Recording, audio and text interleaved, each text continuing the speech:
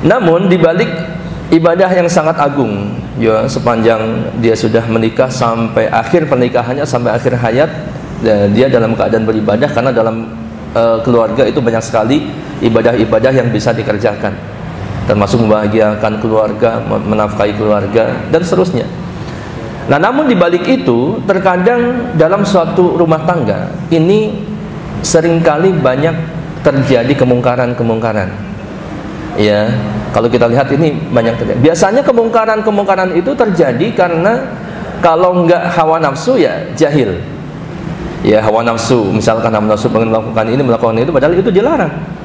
Ya, hawa nafsu ini memang sebab banyak kemaksiatan adalah diantaranya hawa nafsu. Tidak bisa mencegah atau menahan, memanage nafsu, sehingga hawa nafsu, ya, sehingga terjatuh pada kemungkaran, atau karena kejahilan, kebodohan. Ya, kebodohan, ya, tidak tahu atau tidak mau tahu, tidak mau menuntut ilmu, tidak mau belajar, sehingga terjatuh pada kemungkaran. Kalau kita perhatikan, di antara kemungkaran yang sering terjadi, yang pertama, yang paling besar saya sampaikan adalah kesyirikan kepada Allah Subhanahu wa taala. Ini tidak sedikit, ikhwah, terjadi kesyirikan dalam suatu rumah tangga. Ya, antum percaya nggak? Kita yakin sekali kadang kita melihat, kalau kita misalkan berkunjung ke rumah teman kita, ya, apalagi misalkan teman kita orang tuanya masih belum kenal sunnah, belum kenal hidayah, atau berkunjung ke orang lain, atau bahkan suatu instansi tertentu, atau misalkan kita berkunjung ke warung-warung makan, ya, ke misalkan ke tempat-tempat usaha, tempat-tempat bisnis, ya, itu di situ antum bisa perhatikan banyak sekali hal-hal yang kalau antum lihat secara kasat mata itu kesyirikan. Dipasanglah jimat, dipasanglah ini, dipasanglah itu. Contoh misalkan. Nah, dalam rumah tangga pun demikian. Ya, yang antum sudah tahu bahwa syirik itu seperti apa. Ada syirik dalam rububiyahnya, kemudian uluhiyahnya, peribadahan, nama-nama dan sifat-sifatnya. Kalau kita perhatikan, misalkan dalam suatu rumah tangga, ya, dalam suatu keluarga, kesyirikan itu sering terjadi diantaranya ketika mereka punya hajat, hajat keinginan, gitu ya. Baik diantara misalkan mau menikahkan anggota keluarganya, anak laki-laki ataupun perempuan. Kalau di suatu kampung, ya nggak tahu, mungkin kalau di sini juga sama ya, di kampung pada umumnya, itu sebelum menyelenggarakan pesta pernikahan, itu banyak sekali biasanya terjadi kesyirikan ataupun keyakinan yang jelas kalau kita telisik itu adalah keyakinan yang syirik kepada Allah Subhanahu wa taala.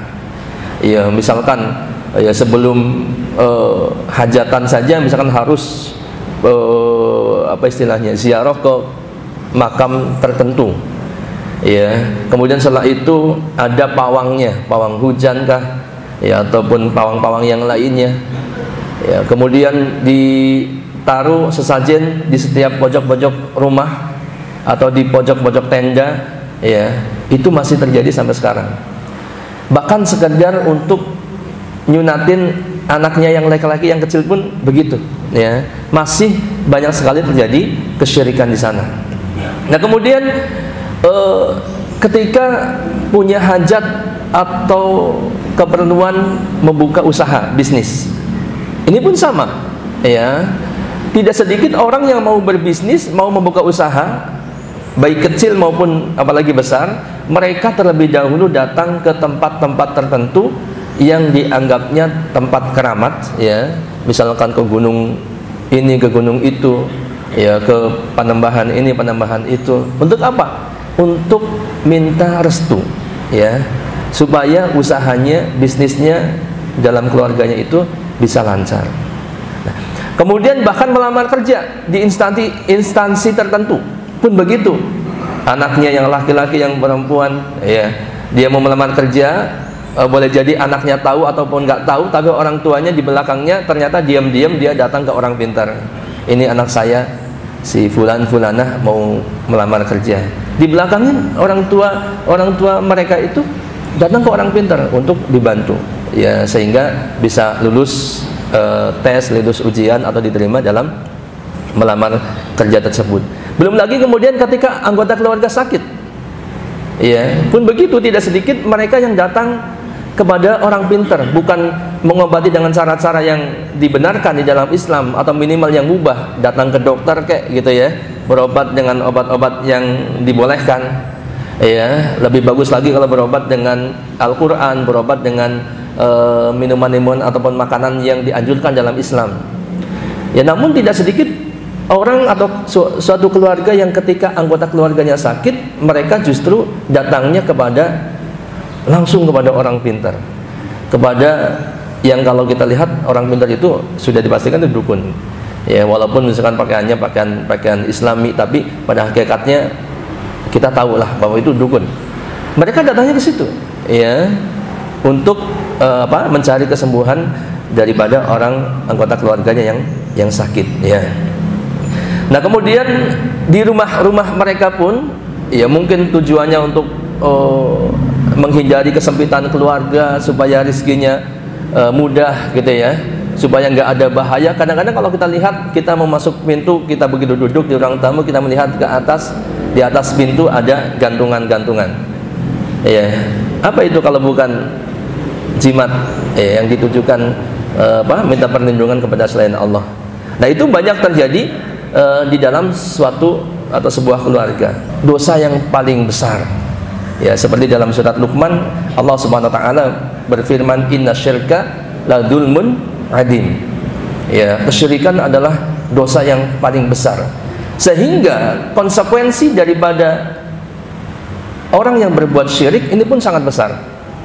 Ya, terancam masuk ke dalam neraka dan mereka kekal selama-lamanya, tidak akan pernah mentas dari neraka.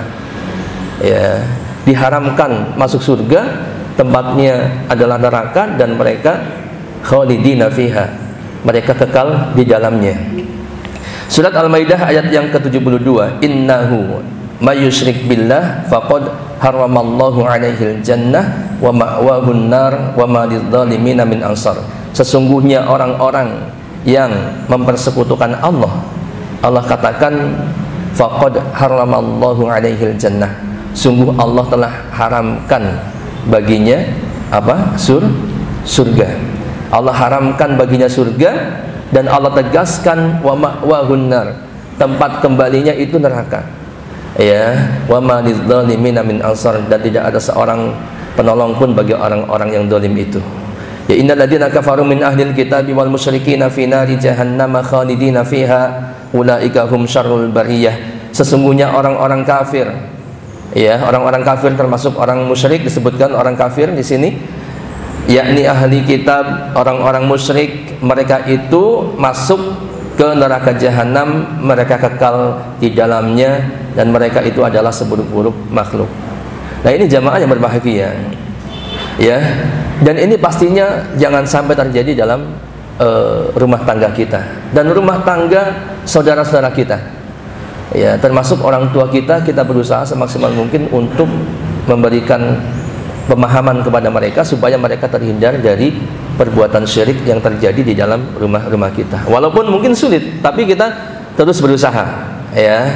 Baik, kemudian yang kedua, di antara kemungkaran yang sering terjadi dalam rumah tangga adalah di antara anggota keluarga itu meninggalkan sholat. Ini pun banyak ya jamaah yang berbahagia, tidak sedikit, banyak. Mungkin kalau enggak istrinya, ini sering kita ya mendengar orang yang mungkin curhat kepada kita atau curhat kepada orang lain, ya, curhat kepada ustadz lain, bahkan kepada kita sendiri, suaminya tidak sholat, ya, atau istri saya ustadz, ya, disuruh sholat susah banget, atau masih bolong-bolong sholatnya. Ini termasuk kemungkaran dalam rumah tangga, sebab sholat itu kan wajib bagi setiap muslim. Ya, wa aqimis shalah inna sholata tanha 'anil fahsya'i wal munkar. Ya, inna sholata kanat minal mu'minina kitaban mauquta. Dan seterusnya banyak ayat Al-Qur'an yang memerintahkan kita untuk menunaikan salat. Dan semua kita sepakat bahwa salat itu termasuk rukun Islam, di mana rukun itu harus dilaksanakan oleh seorang muslimah. Ya, buniyal Islam ala khamsin, syahadati alla ilaha illallah wa anna muhammadar rasulullah wa iqamis shalah. Islam itu dibangun atas 5 perkara. Yang pertama, syahadat la ilaha illallah Muhammadur Rasulullah, mendirikan salat, wa itaiz zakah, menunaikan zakat, kemudian saum Ramadan dan haji. Ya, ini. Jadi salat itu termasuk kewajiban yang paling utama dan rukun Islam yang paling utama. Yang paling utama setelah syahadat, ya. Nah, salat ini ketika ditinggalkan, ini pun konsekuensinya besar. Jadi dalam anggota keluarga atau dalam rumah tangga, ketika ada baik anak, istri, suami, ya, ataupun anggota keluarga yang lain meninggalkan sholat, ini harus benar-benar kita luruskan atau kita nasihati dengan maksimal supaya mereka tetap kembali mengerjakan sholat, jangan sampai meninggalkannya, ya. Seperti perintah bahkan kepada keluarga, kepada anak-anak pun Allah SWT memerintahkan wa'mur ahlaka bis-shalah wastabir 'alaiha. Sampai-sampai Allah katakan sabar dalam memerintahkan mereka untuk sholat. Dan perintahkanlah kepada keluargamu mengerjakan sholat dan bersabarlah kamu dalam mengerjakannya. Ya, perintahkan mereka untuk sholat. Ya, nanti ada hadis yang mengatakan muru awladakum bis-shalah wa hum abna'u sab'ina sinin. Suruhlah anak kalian untuk mengerjakan sholat ketika berumur berapa tahun? 7 tahun. Ya, ini sudah kita mulai suruh anak-anak kita mengerjakan sholat. Wadribuhum 'alaiha wa hum abna'u 10 sinin. Dan pukullah mereka ketika mereka berusia 10 tahun. Ya, 7 tahun perintahkan sholat. Ya, pokoknya harus sholat, walaupun sulit tetap kita bangunkan untuk sholat subuh, ya, sedapatnya, terus gitu, sampai-sampai mereka tahu bahwa oh ini sholat kayaknya nggak boleh ditinggalkan. Ya, sampai-sampai mereka tahu, jangan sampai baru 7 tahun baru perintah untuk belajar sholat, ya, belum disuruh untuk dipukul misalkan. Kemudian kita sebagai seorang suami, ya, memudahkan hal ini. Jangan, tetap perintahkan mereka sholat. Nah, kemudian kalau sudah 10 tahun, ini sudah mulai remaja kita, ya, mungkin sudah balik atau menjelang balik, kita diperintahkan untuk memukul anak-anak kalau dia tidak mau sholat. Ya, tentunya pukulan yang dimaksud adalah pukulan yang bukan pukulan yang melukai, tapi pukulan sebagai didikan untuk anak-anak kita bahwa sholat itu wajib untuk dikerjakan dan tidak boleh ditinggalkan. Nah, jamaah yang berbahagia, ketika dalam suatu rumah tangga ada di antara mereka yang meninggalkan sholat, ini ancamannya besar. Ya, ancaman meninggalkan sholat secara umum. Ya, di antaranya adalah bahwa orang yang meninggalkan sholat, apalagi tidak melaksanakan sholat sama sekali, ya, setiap harinya 5 waktu enggak sama sekali, bahkan berhari-hari seterusnya, ini terancam keluar dari Islam. Dia statusnya menjadi kafir. Ya, seperti dalam surat At-Taubah ayat 11 dikatakan fa in tabu wa aqamus shalah wa atawuz zakah fa ikhwanukum fid din. Kalau mereka bertaubat, ya, kemudian mendirikan salat, menunaikan zakat, maka mereka itu adalah saudara-saudara kalian seagama. Maka sebaliknya, ya, ini berbicara tentang orang-orang musyrik, ya, dalam surat At-Taubah ini. Kalau mereka taubat kemudian salat, zakat, itu saudara kalian seagama, muslim, ya, mereka orang Islam.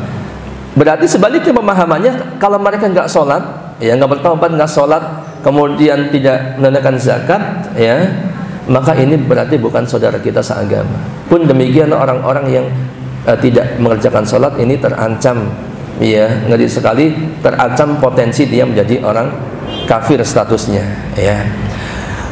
Inna bainar rajuli wa baina syirki wal kufri tarkas shalah. Ya, Rasulullah SAW bersabda, perbedaan antara seorang muslim dengan kemusyrikan dan kekafiran adalah meninggalkan sholat. Jadi antara kita dengan mereka bedanya sholat. Nah, kalau misalkan ada orang muslim kok tidak sholat, maka seolah-olah ini nggak ada bedanya dengan orang musyrik, orang kafir, kan begitu, ya. Dan sholat itu adalah identitas muslim yang paling jelas. Ya, maka nggak ada bedanya kalau dia mengaku muslim, muslimah tapi tidak sholat, ini berarti tidak ada bedanya dengan orang musyrik. Al-ahdu ladzi bainana wa bainahumus shalah faman tarakaha faqad kafara. Perjanjian antara kita dengan mereka adalah salat, barang siapa yang meninggalkannya maka dia telah kafir. Dan para sahabat pun telah sepakat bahwa amalan yang kalau ditinggalkan menjadikan orang menjadi kafir, ya, salah satunya atau satu-satunya adalah salat. Ya, mereka tidak memandang satu amal kalau ditinggalkan menjadi kafir kecuali salat. Jadi salat itu kalau ditinggalkan bisa menyebabkan seorang muslimah menjadi kafir. Ya, kemudian belum lagi ancaman api neraka bagi orang yang meninggalkan salat. Ya, seperti dalam surat Al-Mudaththir ayat 42-43, ya Allah SWT menggambarkan bagaimana percakapan antara penduduk neraka dengan penduduk surga. Ya, penduduk surga bertanya kepada penduduk neraka, masalakakum fis saqar, apakah yang menyebabkan kalian masuk ke dalam sakor? Apa jawab mereka? Qalu lam nakum minal musallin. Penduduk neraka itu menjawab, ya, kami dahulu tidak termasuk orang-orang yang mengerjakan sholat. Ya, ngeri sekali. Ya, untuk itu khususnya para suami, ya, atau siapapun anggota keluarga kita, berkewajiban untuk saling menasihati di antara kita anggota keluarga agar menjaga sholat kita. Jangan sampai meremehkan, nggak apa-apa sekali-kali nggak sholat subuh, ya, nggak apa-apa sekali-kali nggak sholat maghrib, nggak sholat isya. Kemudian nanti akan menjadi sesuatu yang seolah-olah ringan meninggalkan sholat itu, ya. Kemudian dia nanti dewasa, kalau anak-anak mungkin dia akan menganggapnya itu sesuatu yang biasa, tidak sholat, ya. Baik. Kemudian di antara kemungkaran yang selanjutnya adalah suami mengabaikan hak-hak keluarga. Nah, ini di sini semuanya suami ini, ya. Ya, tapi yang menyimak di tayangan ini mungkin juga ada istri, termasuk suami dan istri. Ya, kita akan stretching pada suami.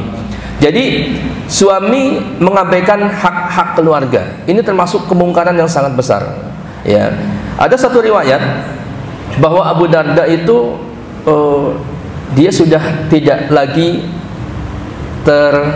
berhasrat dengan dunia. Sampai-sampai kemudian Salman datang kepada Abu Darda, kepada keluarganya, melihat suaminya itu, ya, pakaiannya kusut, nggak dandan, nggak apa gitu, ya. Kemudian ditanya, kenapa engkau begini, wahai saudariku?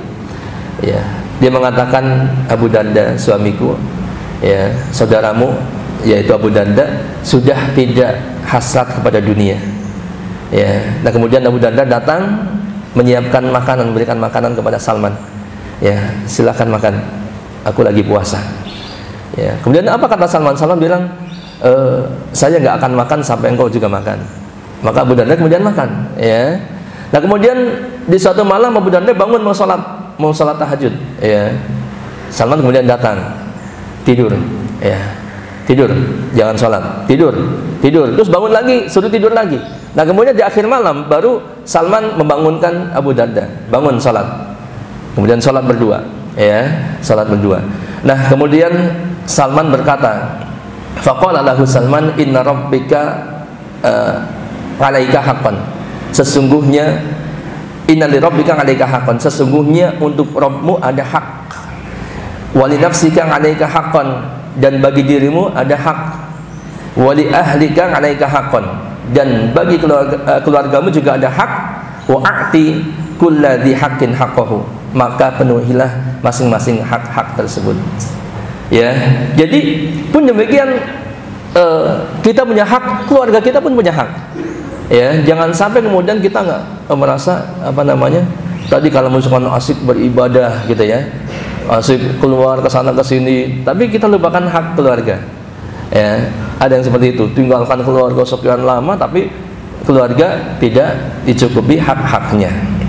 Ya, wa inna li zaujika 'alaika haqqan, Rasulullah SAW bersabda, ya, yang artinya dan istrimu punya hak yang harus engkau tunaikan. Apa di antara hak-hak yang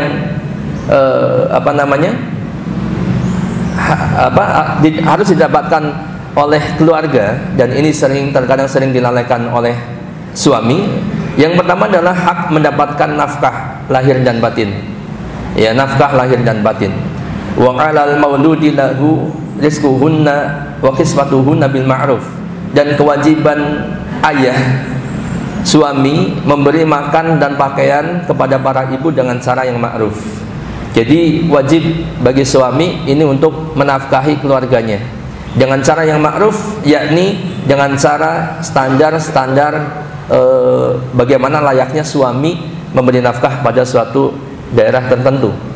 Ya, misalkan kalau di kita misalkan sebulan katakanlah kalau duit bentuknya ya 2 juta untuk keluarga cukup, ya mungkin segitu, itu minimalnya ya.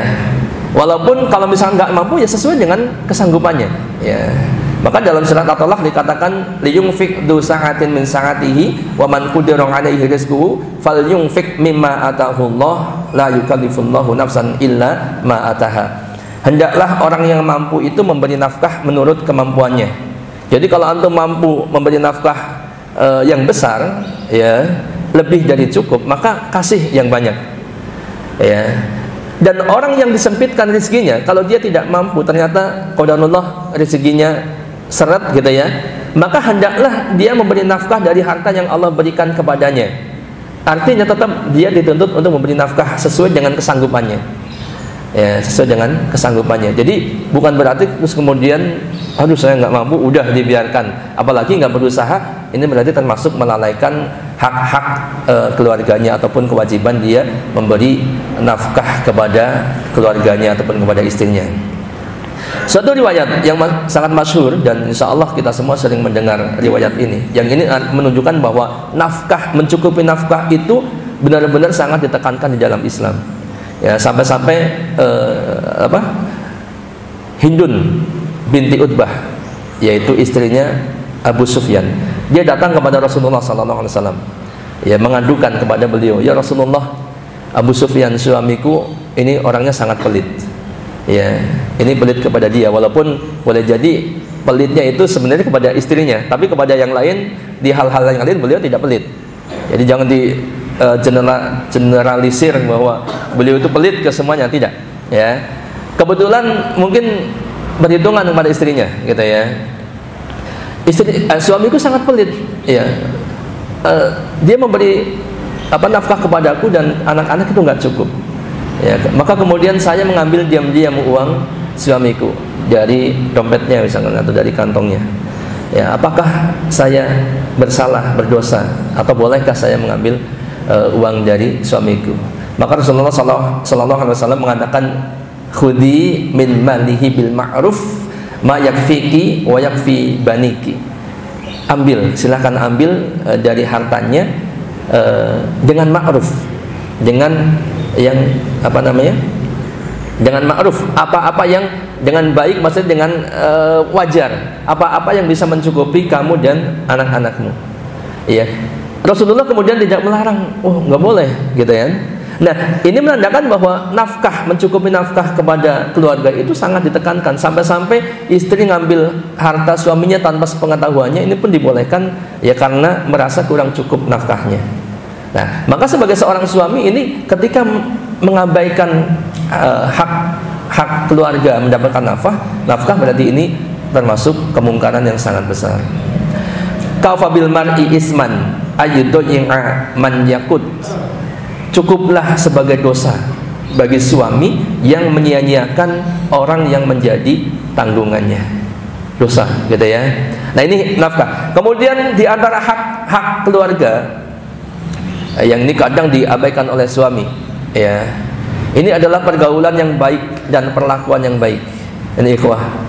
Jadi kalau misalkan kita ya kepada teman kita berlaku baik, bahkan sering meraktir gitu ya, ketemu misalkan Pak Syam ketemu saya, senyumnya luar biasa gitu ya, Pak Denny ketemu saya luar biasa. Kepada istri antum, kepada keluarga antum harus lebih luar biasa gitu ya. Jangan ketemu teman wah luar biasa, ceria sekali ya, mukanya enak dilihat, tapi begitu masuk rumah cemberut ya, nggak ada senyumnya, nggak ada bahagianya. Ini salah ya, ini keliru ya. Kalau antum misalkan berbuat baik kepada teman antum, kepada orang tua antum, bahkan antum merasa antum berpahala besar, maka berbuat baik kepada keluarga itu sangat lebih layak untuk mendapatkan pahala besar Ya, untuk itu pergaulan, wa ashiruhunna bil ma'ruf.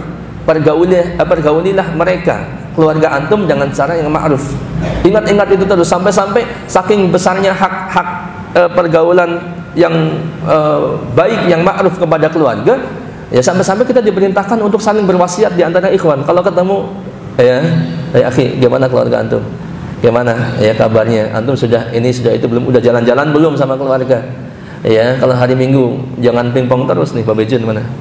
Ya, jangan pingpong terus. Sekali-kali hari Minggu berenang dulu, tapi berenang luar biasa. Ya, senengin dulu keluarga gitu ya. Jangan sampai hak-hak mereka, kebahagiaan mereka kemudian hilang. Ya, walaupun antum boleh saja antum punya hobi mancing, tapi jangan lupa keluarga antum diajak mancing. Disenengin dulu. Dia senangnya apa? Ya, kalau senangnya makan bakso, kasih ya, ajak mereka makan bakso di luar misalkan. Baik, disingkat ya, karena waktunya ternyata memang harusnya panjang ini ya waktunya ya, sebab banyak hal-hal yang perlu disampaikan. Yang keempat, di antara kemungkaran yang sering terjadi adalah laki-laki dayus, ya, hilang rasa cemburu kepada anggota keluarganya. Kemudian yang perempuan nusyuz.